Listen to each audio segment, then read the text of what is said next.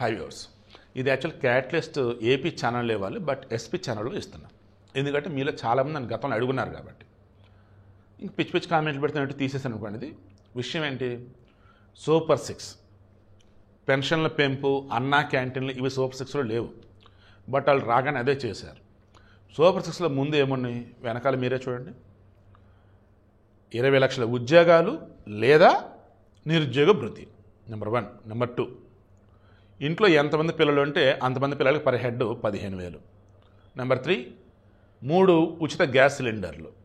Number 4, ఆడపిల్లలకు సంబంధించి ఆడవారికి సంబంధించి నెలకు 1,500 రూపాయలు. నెంబర్ 5, అన్నదాత సుఖీభవ కింద 20,000 రూపాయలు. నెంబర్ 6, ఇక్కడ ఆడవారికి సంబంధించి బస్సుల్లో ఉచిత బస్సు ప్రయాణం. సరే, ఆడవారికి బస్సుల్లో ఉచిత ప్రయాణం, రైట్?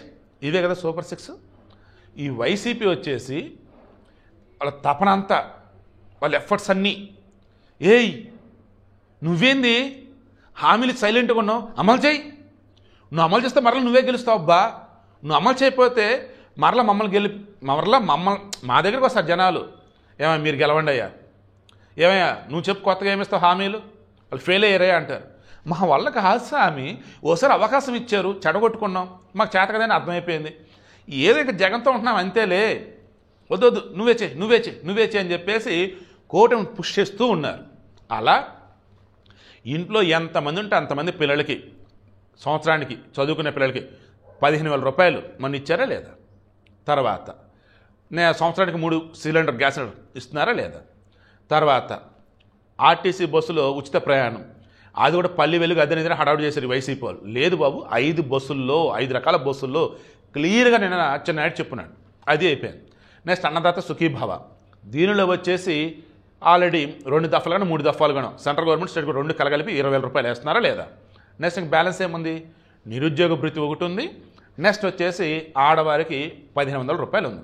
ఈ నిరుద్యోగ భృతికి సంబంధించి నేను గిద్దలూరులో ఎమ్మెల్యే ఎవరైతే ఉన్నారో అశోక్ రెడ్డి చాలా స్పష్టంగా చెప్పారు, డిగ్రీ అయిపోయి 2 సంవత్సరాలైనా ఉద్యోగం రాలేనప్పుడు వాళ్ళు నిరుద్యోగ భృతికి అర్హులవుతారు, వారికి నెలకి 3,000 రూపాయలు చొప్పున డబ్బులు ఇస్తాం, ఇది ఈ సంవత్సరం చివరి నుంచి అమలైద్ది అని చెప్పేశాడు.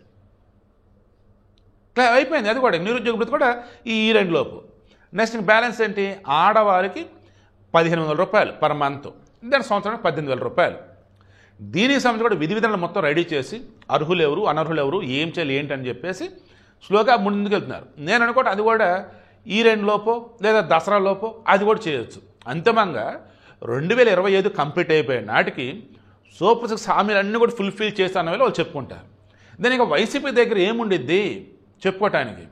ఇప్పుడు చెప్పినటువంటి వాటిలో ఇంట్లో ఎంతమంది పిల్లలు చదువుకుంటే అంతమందికి 15,000 ఇవ్వటం, అది నాకు నచ్చలేదు.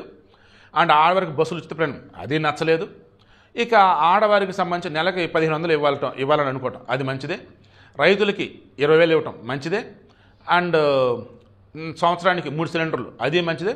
ఇక నిరుద్యోగులకు సంబంధించి అన్నప్పుడు ఇప్పటికీ నేను చెప్తున్నా, నిరుద్యోగ భృతి వద్దు, ఇన్ టైంలో నోటిఫికేషన్లు ఇవ్వండి, జాబ్ క్యాలెండర్ ఇవ్వండి, చక్కగా చదువుకుని ఎదుగుతారు. అలా కాదనుకున్నప్పుడు జాబ్ క్యాలెండర్ ఇస్తూ ప్రభుత్వ ఉద్యోగులు అందరికీ రావు కదా అనుకున్నప్పుడు చక్కగా MSME sector through micro small and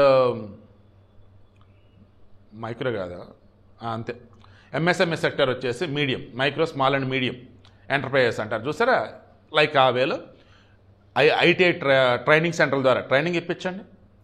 లేదన్నప్పుడు మన ఇండియా వ్యాప్తంగా ఉన్నప్పుడు ఈ రిటైలర్స్ అసోసియేషను లేదన్నప్పుడు ఎంప్లాయర్స్ అసోసియేషన్ ఏదో ఒకటి ఉండేది, వాళ్ళ త్రూ వచ్చేసి వీళ్ళకి 2-3 నెలలు ఏదో ట్రైనింగ్ ఇప్పించి అందులో ఉద్యోగం కల్పించండి, వాళ్ళ కాలం మీద నిలబడేలా చేయండి.